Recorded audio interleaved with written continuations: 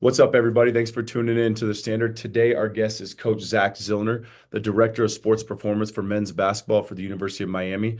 He was previously the head strength and conditioning coach for the women's basketball team at the University of Texas, where we got to go visit him, watch him coach live. It was one of the coolest on-site visits that I've ever had. I'm super pumped about this episode. Can't wait to dive in.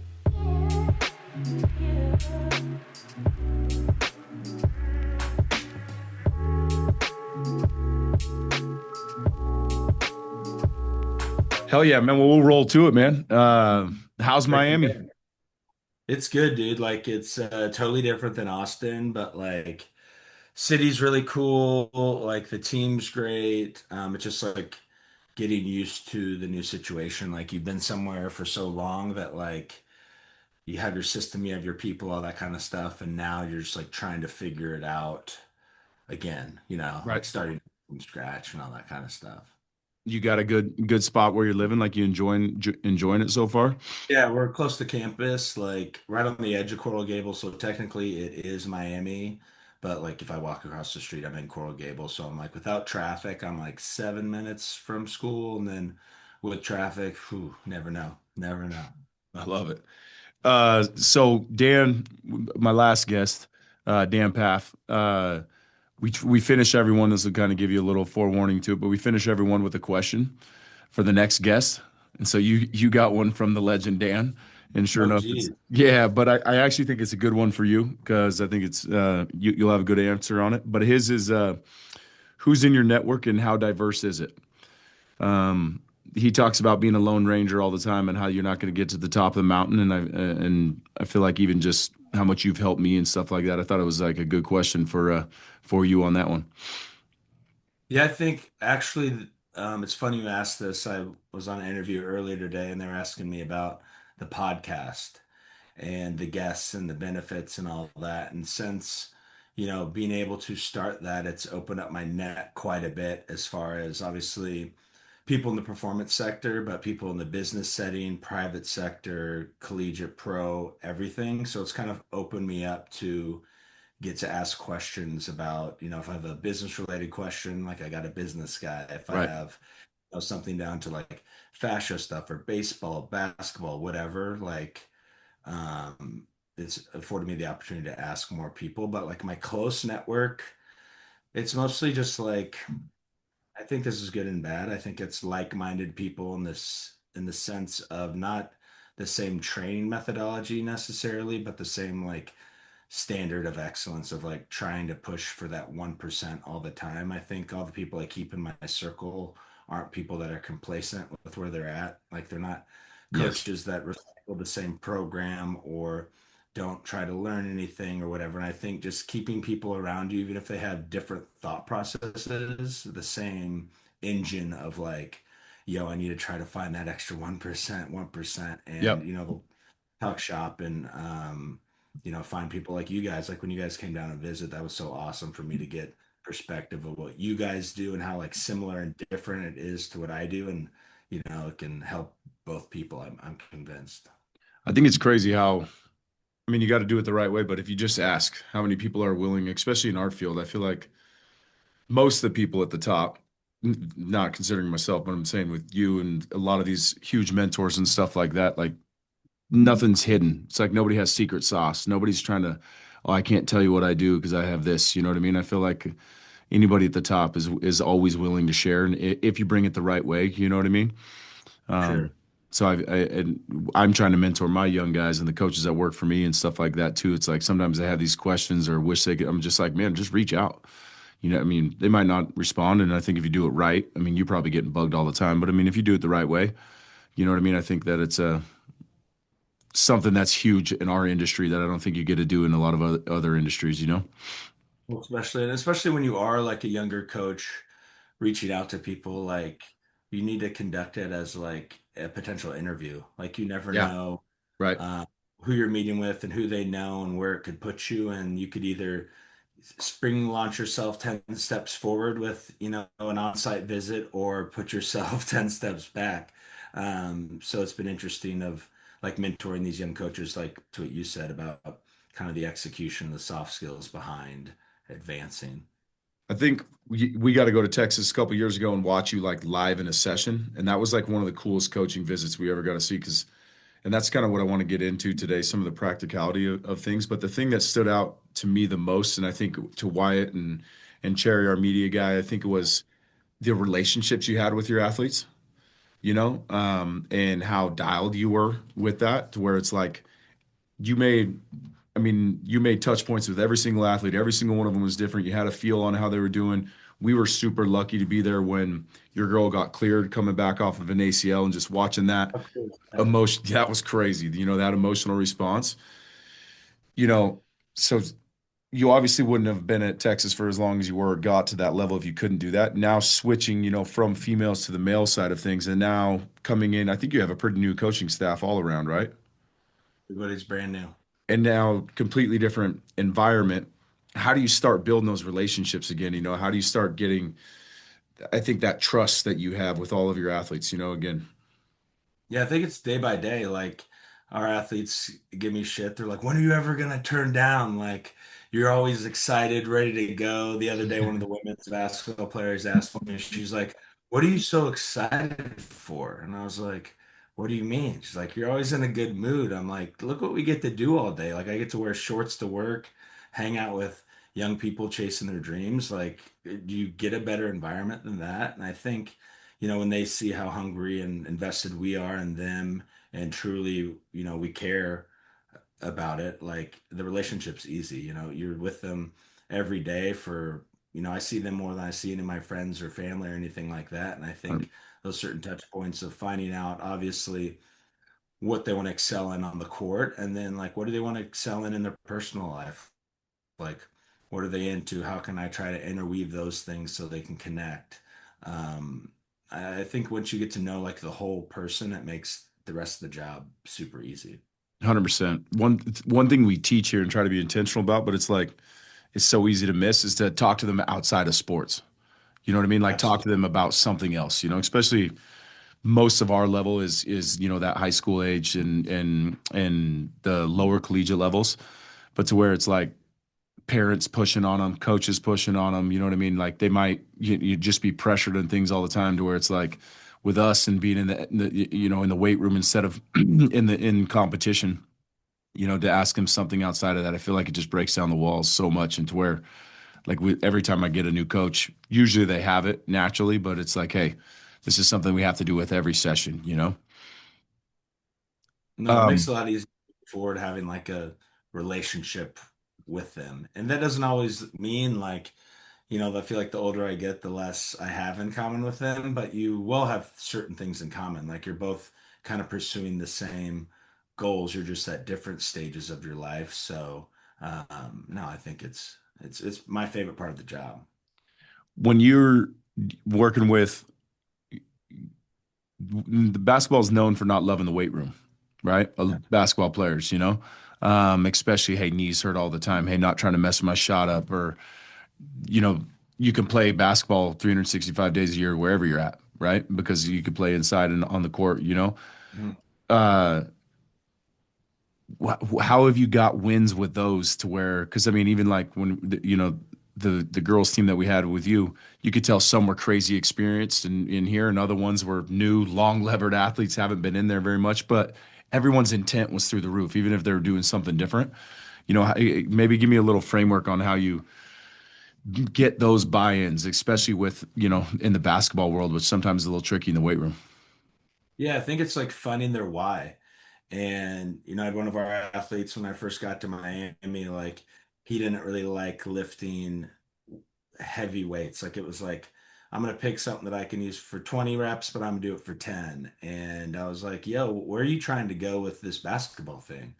Like your position, you need to be big and physical, right? And they're like, well, yeah. I'm like, you see these pros working out in the gym. Like, are you on their level physically where you could, you know, go against these guys day in and day out in the pros if you made it to that level? He's like, well, probably not. I just don't like lifting. I'm like, what don't you like about it? And he named like a few exercises he didn't like. And I was like, what if I told you we just don't have to do those and we can do all these other ones? And you're still going to get pretty similar results. And he's like, all right, like, I think I can do that. And it's just small wins. And then I think when they see their other teammates doing the other things that they didn't want to do, it looks fun. And if you make it a good environment, it's like, actually, I do want to try to front squat today. Like that Right. looks fun. Or I actually do want to learn how to hang clean today. Like I want to do that. So I think it's figuring out like why they don't like the weight room. It could have been a poor experience in the past of like a high school coach or some, their dad making them do a certain exercise thing that they freaking hated and they just have bad issues with it. And it's like, we'll figure that out and work backwards from there. And it's kind of in the back of your head, like you're not going to win them over in one session, but over and over and over, find out those like touch points and like what really drives them. So it's like, if is it to go to the next level, it's like find certain guys in their position group that look and play a certain way and be like, dude, you have the exact same frame. You're not as strong as Andre Iguodala Right. or any of these other guys. And it's like, it would be an advantage to you to be stronger, correct? And I'm like, well, yeah. And it's like, well, let's do it this way. And I think it's just finding out those like touch points of like why they don't want to do it. Because I don't believe any athlete is like truly defiant. I just Right. don't think they've got a good enough reason to do something. Nothing's persuade them enough to be like, all right, I know I don't like this stuff, but hey, if this is going to help me ultimately to where I want to go, like I'm not going to let the weight room be the limiting factor. Yeah, I think such a simple thing that I feel like young coaches, including myself, you're like married to your programming, you're married to your exercise, to where it's like they have to do this. And the longer we do it, they realize they don't have to do this. There's tons of ways to be able to get the same result and to just be able to let go of they don't want to back squat or every time they back squat they don't feel good here. They're not going to lift. They're not going to give you intent. Like it is what it is. You know what I mean? Like make an adjustment, and if you can still get the same intent out of them, I feel like I made a lot of mistakes like that when I was younger. You Where got to look in the mirror for like, oh yeah, like look in the mirror for yourself. Like when we program for ourselves, I could tell you about 15 exercises you'll never see me do if I'm writing my own program, just because I don't like doing them. give me a And couple. here I am, like the strength. I'll never do like a good morning back squat. Like now, few and between. Maybe if I'm with my friends lifting, but like on my own, probably not. Overhead squat. Hell no, you're not going to catch me doing that. But like these are all things that I probably need to work in. And I love the weight room. And so it's like if I love it and shy away from certain movements, I guarantee you a college athlete who doesn't really like the weight room at all is definitely not gonna like those things. So I think it's like meeting them halfway. And then once again, once you build that relationship and trust, it's like, okay, like I'll try this thing that Zach's been on my ass about, the last year to do. And you just go from there. I love it. Going in on the relationships on the coaches side of things, and that was something that was really cool to see because that was you had two coaches at Texas, correct? Yeah. Yep. And then, you were at program before and now new coach, you know what I mean? To where the relationship that you have with them dictates so much of what you can do in the weight room, especially as you start getting, like right now in the preseason time, close to season, and when you get into in season, what are the questions you usually asking, or like how do you blend that relationship and that communication that you have with them to dictate what you could do in the weight room? Yeah, I think the first thing, like if you're dealing with like a new coach, like let's say you just got to do a new job or whatever, you need to do some homework on the coach, like their background, what their experience is, like how long they've been coaching, the success they've had. And I always come at it with, Coach, what are you used to doing in season? And if, coach is like, we only lift twice a week for an hour. I'm like, okay, would you be open to doing three times for 30 minutes? And if they're not, it's like, okay, well, I'm going to gain their trust doing, the way they want to do it. And then I'll get it another way by like off days. Hey, athletes, you want to come on this off day? We'll work on stuff that we don't get to hit those 2 days out of the week. And all of a sudden, your kids are coming in more. Coaches wondering why these basketball players who hate lifting are coming in on their off days to train. And, well, coach, they want to get an extra day in. And so you kind of figure out like, okay, maybe the next year we'll push for that 3 of 45 minutes or 30 minutes, and then you go from there. So I think it's small wins, and then ultimately, like you need to check your ego as far as like respect what the head coach wants, as long as nobody's going to get hurt. And you kind of have to respect like their track record, especially if they've had success. It's like, who are you as this? younger strength coach to be like, you know what, here's the difference is lifting an extra day or this or that. So I think you have to do a good job of knowing when to push and when it's like, it's not worth me losing my job over, 10 minutes or session or this and that. So I'll figure out other creative ways to like get what I need done. And that makes you a better coach of getting outside of your framework and adjusting and adapting. 100%. And with the are there any metrics that your coaches or the coach you have now or that you've had in the past or stuff that they've asked to see from you or that they track, maybe not from you, but maybe that you guys track as an organization that you really dive into? I know talking with you last time, it's like some of them you liked, but some of them, there's so much information. It's like, how much are we actually using that to change, the way that we play, or the way that we train? You know what I mean? Are there any metrics that you have communication with him on or the staff with that, directly correlates to what you're doing right now? Yeah, I think like the stuff like I will leave for myself and my performance staff is like all the force plate stuff. The only time that I'll care to share coach force plate information if it kind of aligns with what's going on the court. So if we take connects on or our catapult data, and then we're seeing everybody's trending down, the jumps are also trending down. It's like, hey, coach, we've gone 5 days in a row, red line.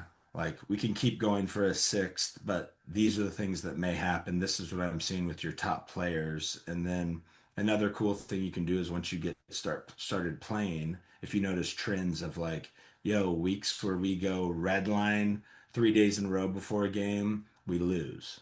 So coaches pay attention to wins and losses. So if you can notice trends around losing or trends around winning, that can kind of help drive that decision making with a coach. And then, if your head coach isn't the best of with meeting with them, like find the whoever has coach's ear the most, and it's usually like a younger assistant or the associate head coach, and talk with them about it. Like, hey, here's what I'm seeing. Is this something I should bring to coach? Do you feel comfortable bringing it to coach? Like, how are we going to get it in their ear that we're either not doing enough or doing too little? Then so I think the best way is to find that person that has coach's ear. And if you have a great relationship with the coach, then it's up to you to deliver it in a way where, you're just presenting the facts and they can make an informed decision from there. And if they go with your idea, great. If they don't, like, don't get all sad and pouty and, and give up.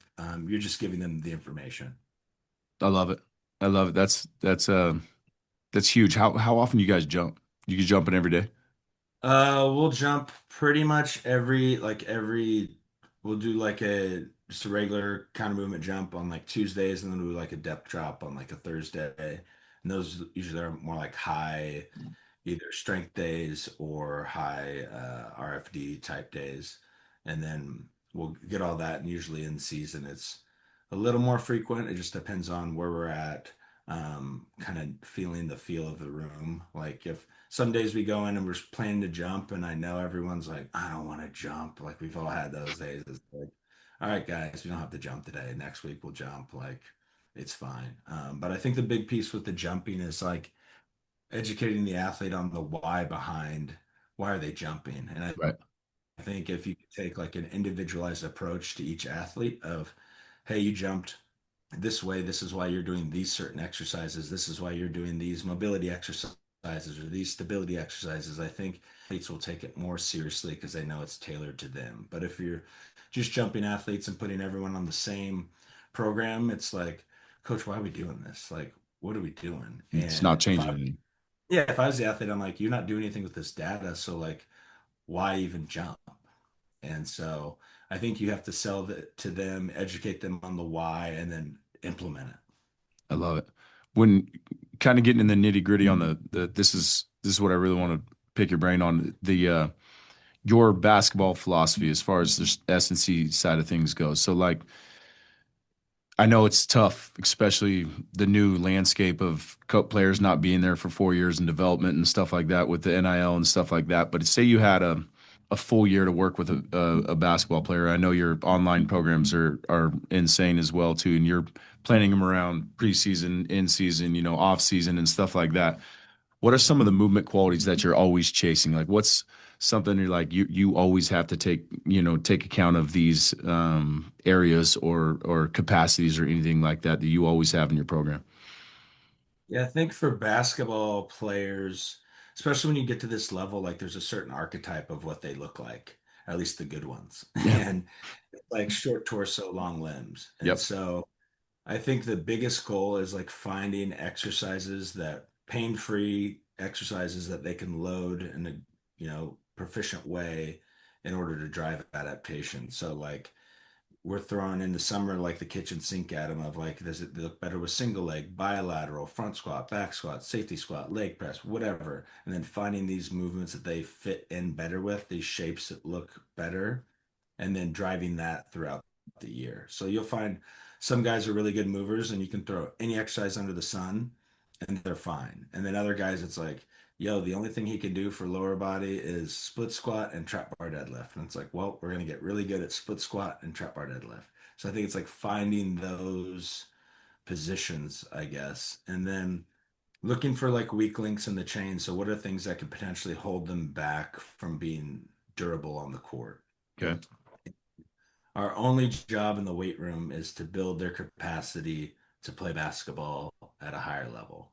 That's all it is. So it's like if I'm trying to make a robust athlete that's, the best abilities, availability, I need to find ways to train them in an intelligent way to give them a bigger capacity to do the sport they love. I love it. Just writing that down. When you, what are some of the common, I guess, what are you worried about as far as some of the injuries that you see with your athletes? The big thing, how the NBA finished, everybody's worried about the Achilles. Every basketball player has had some sort of anterior knee pain, especially with like you said, the long lever athletes that we have. You know what I mean? What are some of the biggest things that concern you, and maybe some of the modalities or strategy you use to try to mitigate that? Because obviously we can't prevent or, Yeah. prevent any injury. I think the biggest thing is like previous injury is the biggest indicator of Yeah. injury. And so what I get worried about is like everyone knows like the ACL or the Achilles, like if you did one of those in high school or whatever, like we know that it's documented. I see your scar, not a big deal. The stuff that scares me is, I twisted my knee my sophomore year, kind of's hurt, kind of doesn't, goes on and off, and you don't really know what happened at that spot. So it could just be they have cartilage torn, you have no idea.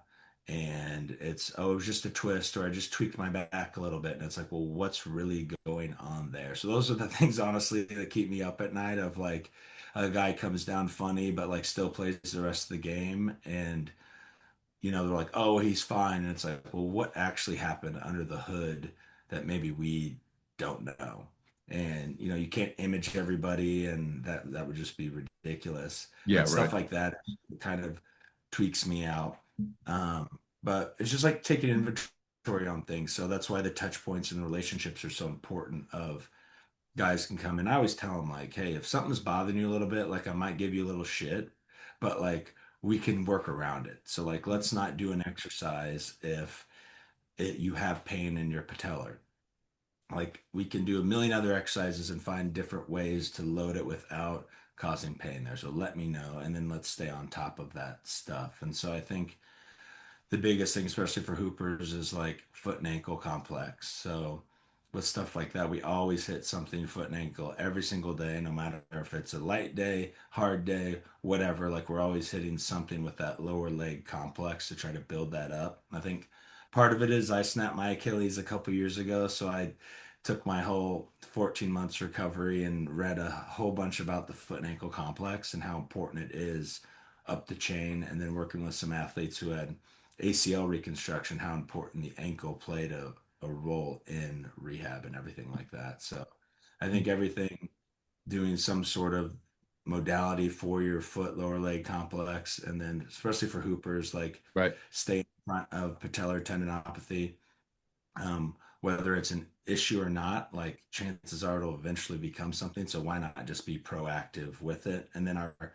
taller guys, like it's always their low back, like 7 feet tall people, although it's you're great frame for basketball player, like running around and jumping and diving and whatnot probably isn't the best thing if you want to be a truly healthy 7 footer, so it's always like low back stuff. So we'll try to find ways to load them without really aggravating that, or ways we can kind of open them up to do better.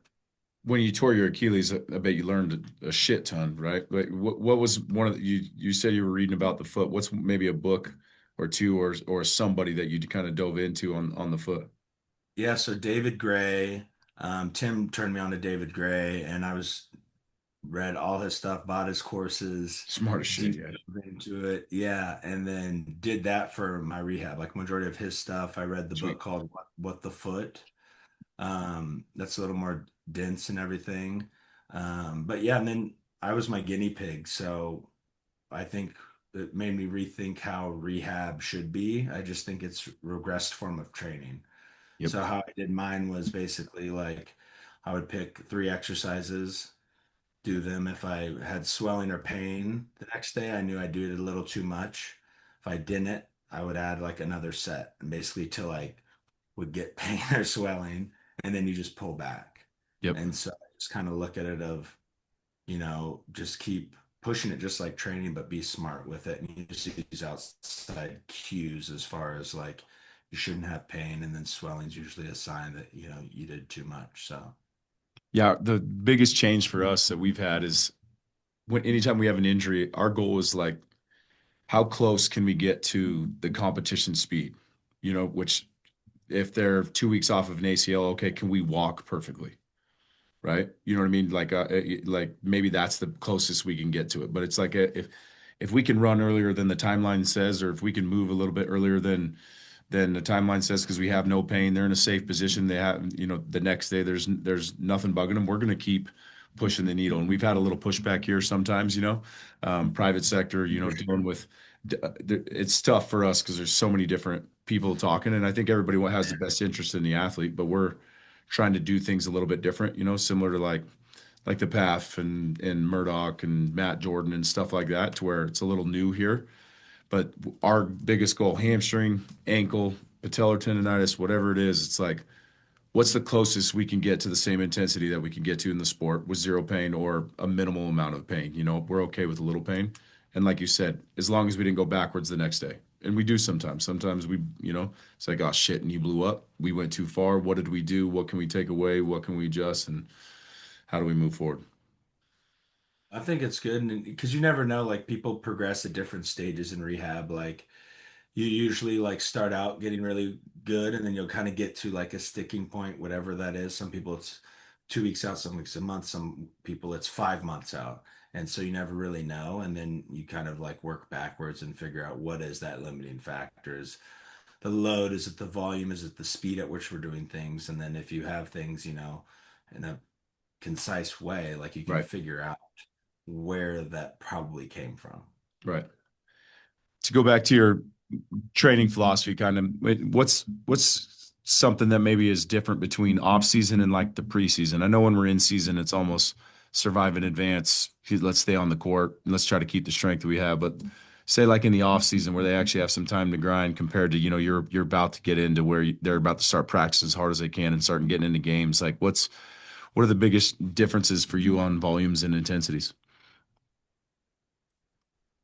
Yeah, I think I've changed a lot with this. So usually like in June, they had a month off. You were chomping at the bit to frickin' get after them and whatnot and chase outputs and everything. And now I almost spend the first month of chasing health. So like Hmm. these guys took a month off, or they worked out with whoever doing God knows what.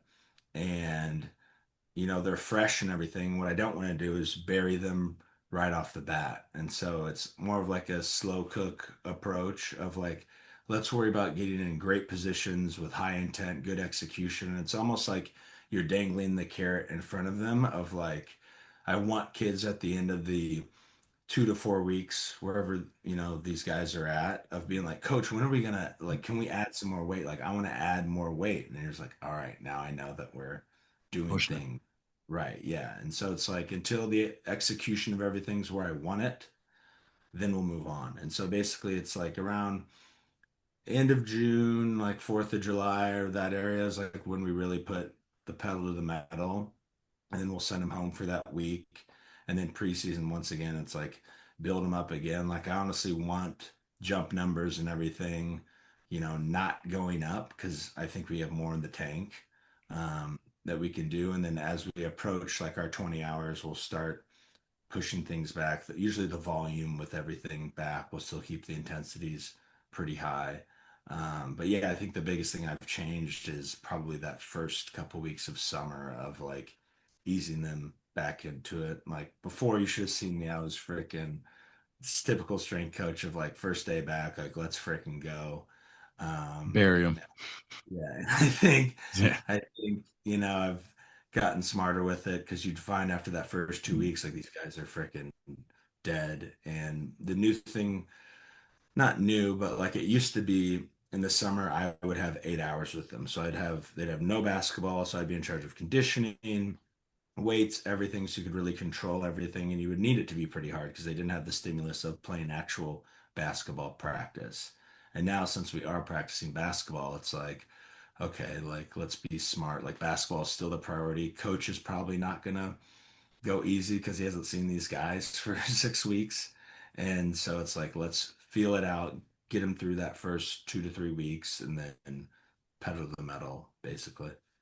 Do you get, you're getting into season and I mean, did you get a few new athletes like right before season starts? Like, is it tough with that? Like with the landscape now, again, with people transferring and stuff to where maybe you get a guy and you only get to see him for 8 weeks. You've never even met him. You get 8 weeks and then you got to play. I mean, is that happening a ton now for you? And is that difficult? Yeah. So we had a unique situation where we have 13 new players. So everybody's new. Obviously, I'm new. And our overseas players couldn't get here till like the first or second week of school. So they missed all summer training. Oh shit. But they were playing in their league pro team. So they were like playing in season basically. So like they come in like in basketball shape, but like that's great, but like I don't need you in basketball shape now. So it's almost like reminding coach and the other coaching staff like, hey, these guys just came off a long season. Like I know they look great, you want to keep going, but like keep in mind like we don't start our season for another 2 months. So like if they look like they're down, like let's pull some stuff back on them. Let's let them get used to the new change with everything. And then yeah, they've adapted pretty well. We're pretty smart with our coach is awesome with learning the sports science stuff and paying attention to like what the bigger goal is. I love it. What do you think in your early days too? You coached other sports, and I know you played other sports, but what do you think is different as far as in the strength and conditioning side of things with basketball that's different than maybe other sports? Is there a difference? I think it's just I think the big thing is like culturally, like now basketball, you're expected to train.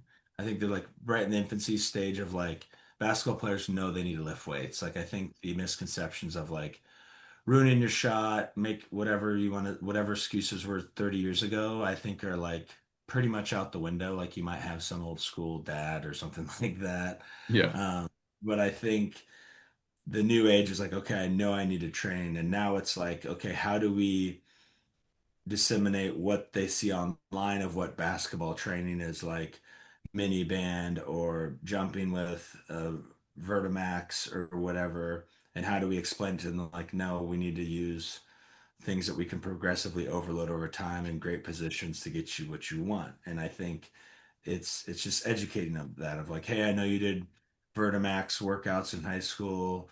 That was really great. Here's why, we're doing it this way, and this is what progressive overload, and this is what all these other principles that we go by are for. And I think these kids will eventually understand, like, okay, this makes sense. And then you can use your other things with like force plates or any of our timing gates or anything like that to show like, hey, you came in at this, you trained the way we wanted you to train, your outputs got better. Results, stick with it, rinse, repeat, do it forever. And so I think that that's a big change. Football, it's obviously in the culture. I feel like baseball, those guys just love lifting, track and field, the whole sport is lifting. Yeah. In the weight And room more so, than the track. exactly. And so, you see those kids that have been brought up in those sports are way more proficient in the movements and everything just because even parents know like hey, I got a fourth grader, we need to get him in the weight room. That's not something you usually see on the basketball side. So usually when I get these guys, they're complete novices, which I think is great. I don't have to undo anything or anything like that. So it's cool. It's like teaching these kids, a new skill essentially. Yeah, my son's too. I got him on the force plates already. He's been running on the Good. woodway. You He's need some yeah. creatine. That's Yeah. good. My daughter's deadlifting. You can't see the picture, but she's deadlifting right there. Yeah.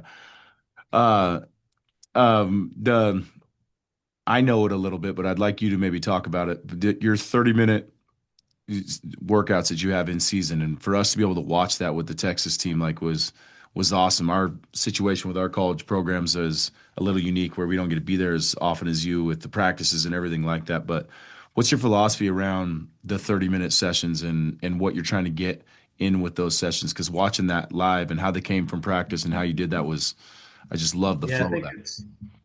it's like stimulate, don't annihilate. Love that. So I challenge people the next time they work out, like start their stopwatch during their hour workout and then look at the clock when you feel your best. And that time's going to be like the 20 to 30 minute mark. You just warmed up, you probably hit a couple top sets, you're on to your next accessories stuff. And that's when I want them to leave. You have to see it in person. So I think when people see what all we get done in 30 minutes, they're like, there's no way you can get that done in 30 minutes. But you see, it's like very efficient, up tempo. We're moving. It's not hang out, talk to your buddy, this and that. Like we're working the entire time. And so I think it's a great way to get them focused for practice. And it's a way we're basically finding the stimulus of the day. So if I need lower body strength for that day, what basically I'll do is I'll be like, okay, here's my group. So I have my kids that like to back squat, front squat, split squat, trap bar. If I got $1 million to max out on these, what are the two blocks of exercises I would do before then to get me set to do this? And that's how I kind of work backwards and make my program from there. So, like, let's say it's a back squat. It's like, okay, I probably want, my core to be locked in, everything tight. I want good ankle mobility, good T-spine mobility. I'll probably want to jump or sprint, maybe throw a med ball. My knees are talking to me, so I probably want to do some isos.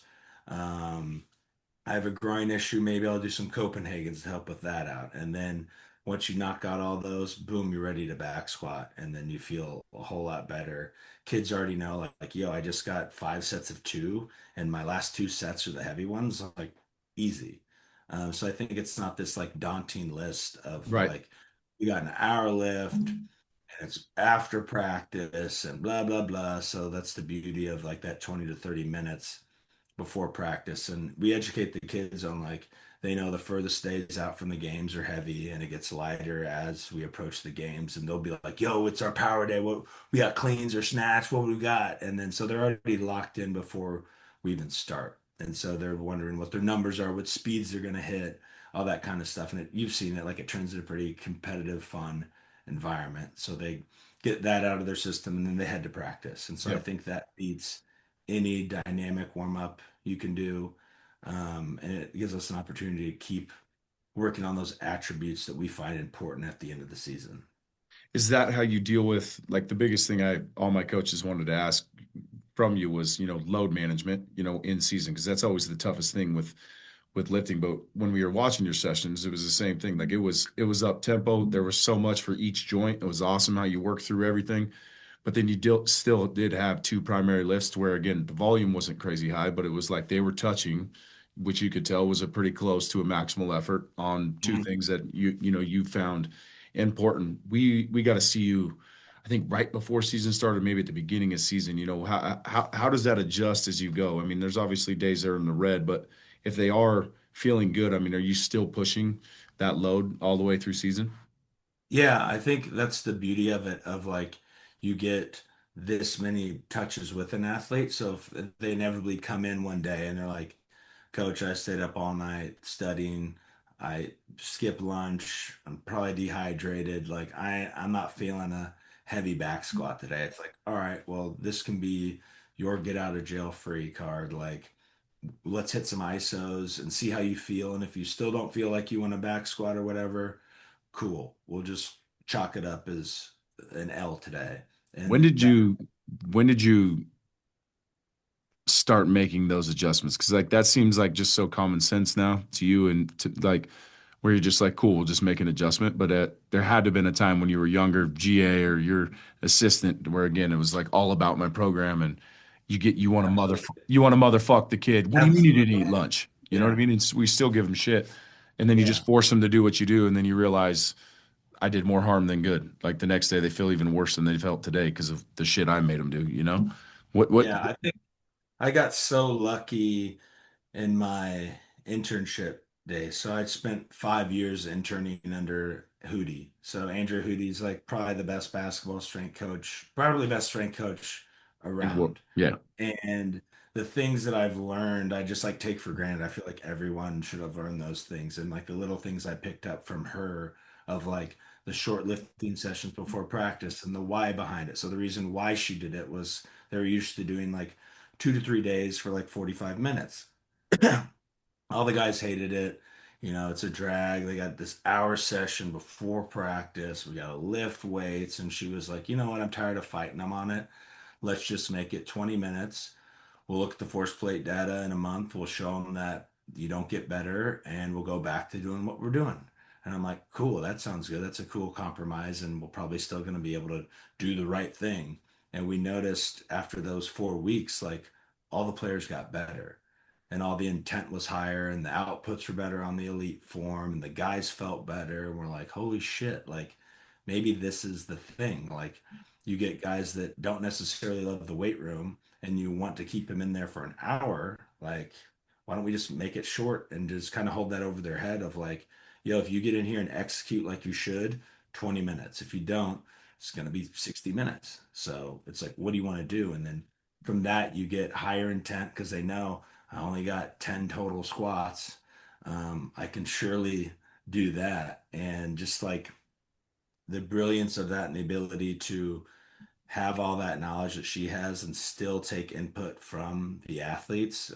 That's something I've carried with me to this day. And then I got lucky enough later in my career to work with Corey Schlesinger, yeah. and it's very similar in the same thing of like, let's find exercises that these guys like. We'll keep it short and keep it consistent. And sure enough, like if guys have exercises on their cards that they enjoy, they're gonna most likely get better outputs than if you have something on there that they're not. That's awesome. Again, it's we get a lot of young coaches and or we'll have just old school coaches haven't seen it another way, and again I've made the mistakes, but it's like it seems common sense now, but like looking back at it, it's like Well, when I some was younger, like my first job, like feel sorry for those athletes. Like yeah, same. we, Some of the guys we work for me, and I'm like, I don't know why you work. I used to fuck you up back in the day. Absolutely. And I was like total like 23, like was in my prime too. And I thought what made a good strength coach was like ass to grass squats or all these things. And so I would spend all this freaking time to get a 7 footer to put his butt on his heels so I could be like, hell yeah, I'm a good strength coach. And then you look and you're like, what's 135 pounds for a 265 athlete doing? Like, cool, he can squat all the way down, but like, what stress is that putting on the system besides him being stressed out that he can't hit that range of motion? I'm not saying range of motion isn't important, but why don't we back squat him or whatever squat you want to pick to whatever depth is challenging for them and then get your mobility somewhere else? And it's like, oh shit, I guess it's the same way to get to the same area. But one, we're not getting any stimulus, and one, we're getting a really good stimulus, and then, putting the icing on the cake with extra mobility exercises or anything like that. Yeah, you're huge. Even just yourself, Olympic lift. You love Olympic lifts. You love the front squat, the trap bar. Trap bar, I think, is pretty uniform now, where everybody realizes, especially with long lever guys, it's just a little easier to load as far as stress it can put on the body or some of the things. But how come you have basketball players clean and front squat? I love it. We do it too. But what's your philosophy on that? Yeah, I think you got to take my advice here of like the lens I'm looking through. So, like, college athlete, like, even if I have them for 9 months, like, I think 9 months is more than enough time to teach somebody how to do something if you're a proficient coach. And I think what I'll do during the summer is like you teach everybody as part of your warm up, like a barbell complex, or we're gonna do like a clean complex. And then you can go through and be like, okay, I do this with my own guys. Like these four guys can't get a front rack position.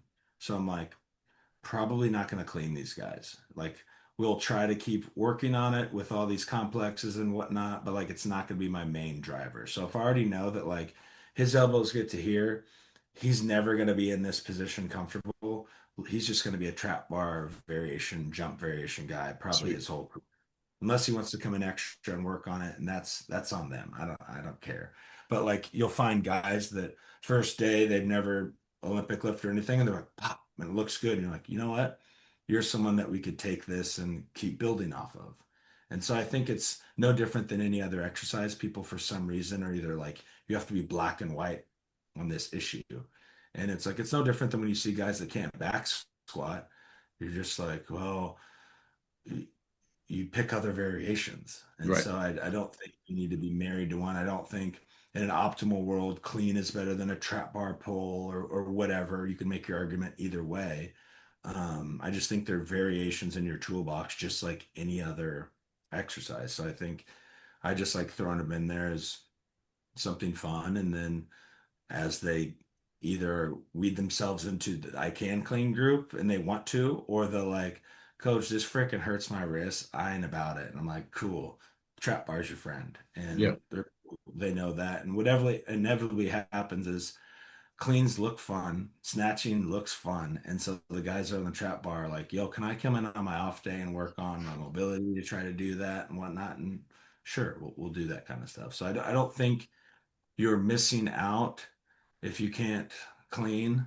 And I don't think, you're going to get off the wall better success if you choose Olympic lifting over trap bar. I think it's whatever one you can put the most intent with in a safe manner. Is there anything that you change male and female? You've worked with some of the best female athletes in the world, and you're working with some of the best male athletes in the world. You worked with males in the past. Is there anything that you change, not maybe on the relationship and the mental side of things, but more on just the strength side of things?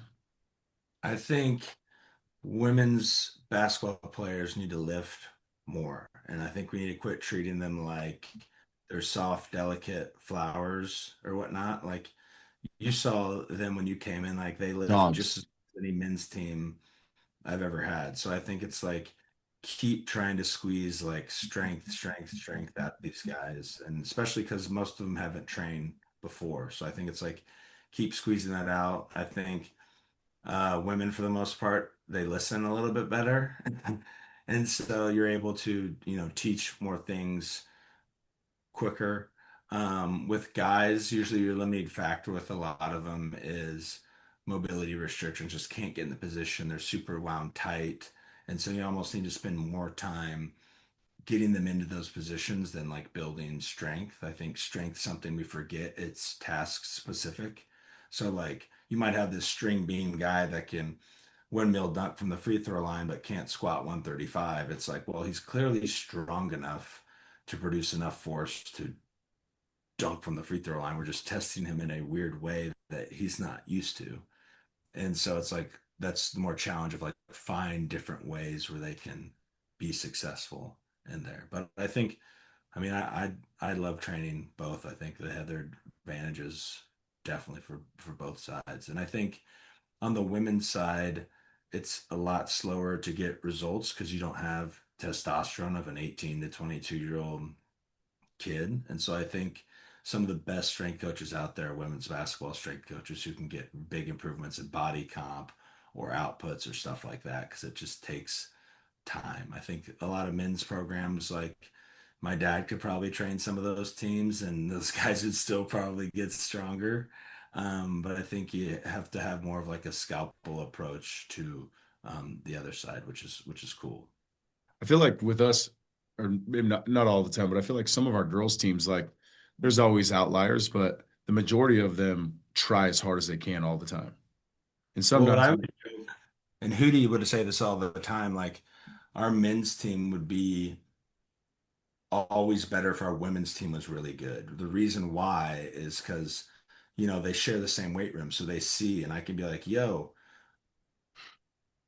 that women's player over there is benching the same as you. She's Open your squatting the ass. same as you. She's cleaning more than you. Like, you're twice her size. Like, I'm not crazy for asking you to do more or give more effort. And I think that would always be a fun thing of like the women pushing the men to be better, which was really cool to see. Yeah, I think it's the guys. Part of it is ego. I'm already good at basketball, or I'm already good at this sport. Like, why do I got to lift? Yeah. Another part of it is sometimes they're almost scared to compete because they got Zillner over here that can squat 405 and bench 225 10 times. You know what I mean? And it's like I haven't picked up weight, so they're almost too embarrassed to look at. I feel like the females, again, there's outliers in all of them, Oh, but I for feel like sure. I think that's a big thing. Like male ego, like you tell a guy to take 5 pounds off the bar, and it's like you call him the worst name in the world. And most women are just coachable and like, cool, coach, I'll do that. That's fine. And so I think with a lot with the guys, it's like an ego situation. And I think if you just come at it as a way of like, dude, I know I'm stronger than you. Like, absolutely. I'm a full-time strength coach who has experience doing this, but like, coach ain't picking me to be on the team to play basketball. right. So like, you obviously have some innate skill that makes you an outlier. We're just trying to do this to enhance what you want to do. How about on the mental side of things with again, it was crazy to me how you had a specific relationship with every single athlete. You know what I mean? Building their trust, compared to, with the men's side of things. Is there different strategies you use, or is it just being Coach Z? Or, I mean, have you been intentional about it? Is it a little different with the male side of things?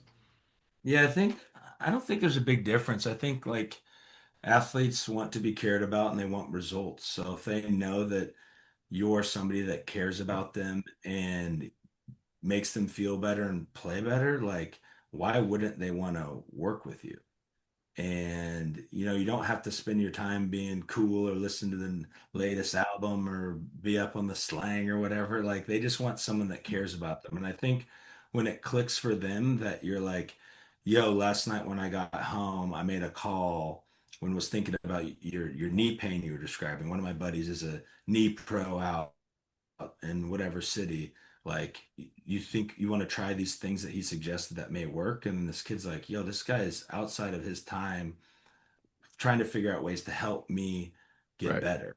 right, And then you level with them of like, you're trying to help these kids. And if they're not compliant, it's like, yo, I spend all my day worrying about you. Like, I'm trying to find ways to help you get better. And all I'm asking you to do is the work. And I think once they connect the dots of like, you care, like you think far too much about little, how are we going to get 1% better? How am I going to help this kid's dreams come through true? Or how am I going to get through to them that, this is important? And I think once you build that, like, I mean, once again, like that's the coolest part of the job of like when they realize you believe in them, they're getting results right, and they're playing better. right. What's watching you coach again, the cues you were using were awesome, and you repeated a few. What are some cues maybe you say all the time, and what are some stuff maybe that you used to say that you don't say anymore? Like in the training session. Yeah, I think this isn't really a cue. But I stole this from Hootie, and she would always say, be an active participant in your personal development. I like And that. that I remember hearing that I was like, I don't know, a 19-year-old. And I'm like, holy shit. Like it stuck with me. I'm 36. Like it stuck with me till now. And there's so much in that statement of like, you need to participate in life. You need to participate in your development in order for you to get where you want to go. And until you start participating 100% in everything, like you're never going to go where you want to go. And so that's something I yell all the time. I'll put it on the TV screens. Like I need to make sure it's probably give her a chunk of the profits or whatever. But like, I think that statement alone is like so powerful, and you can put it in any point in your life. Like Everything. act for participant in your relationships at work, whatever the thing is. And like if you just come back to that, you're like, am I actively participating in what I'm trying to do? And you're like, no, you're on the sidelines, man. Like you're not all in. And I think if you can, participate in the dream that you say you want to do, like I think the sky's the limit for you. I love it. Well, man, I appreciate it. Wyatt and I were chatting about now we got to come down to Miami. You know, it's a little farther trip. Absolutely. That's a little farther Absolutely. trip from us from Idaho, but we got to make it happen. He did like a high rocks there like a year ago. He's like, shit, maybe I Yeah, got to come go. down, we'll get some Cuban coffee and everything. We'll have a good day. I love it. I love it. I got to ask you. So you got to leave the next guy, one question for them on something on to you want to leave for them. What do you got? I think maybe give advice to young coaches of like how to navigate, um, I guess, how to navigate getting through the field, like how to become a young strength coach, working your way up, or how to like get in the door. Like, what are the best practices of getting a hold of these coaches and what to do, like when you are at a site visit or get a phone call or email or anything like that. I love it. I've heard a few of those your conversations on the Coach 'em Up podcast on that. I think those are awesome. Real quick, what's one of your points on that how you got to where you're at on that? Uh, well, my joke with like Hootie is I sent her an email and she told me to show up, and I showed up in a suit and tie with my resume, and she said no one's ever done that before for a site visit and getting the gigs. So I think if Were you you show, 19? I was a senior in high school, so I was 17 probably. That's And awesome. so, yeah, I remember my dad being like, this is a job interview, right? And I was like, oh, okay. He's like, prepare like, so I came with my suit and everything, drove up there, and yeah, I think you should take it super seriously. And these coaches, like, their time is valuable. And the fact you even got an opportunity to come in the door, like, don't be late, get there early. Like, you're on a job interview and you never know how far it could take you. I love it.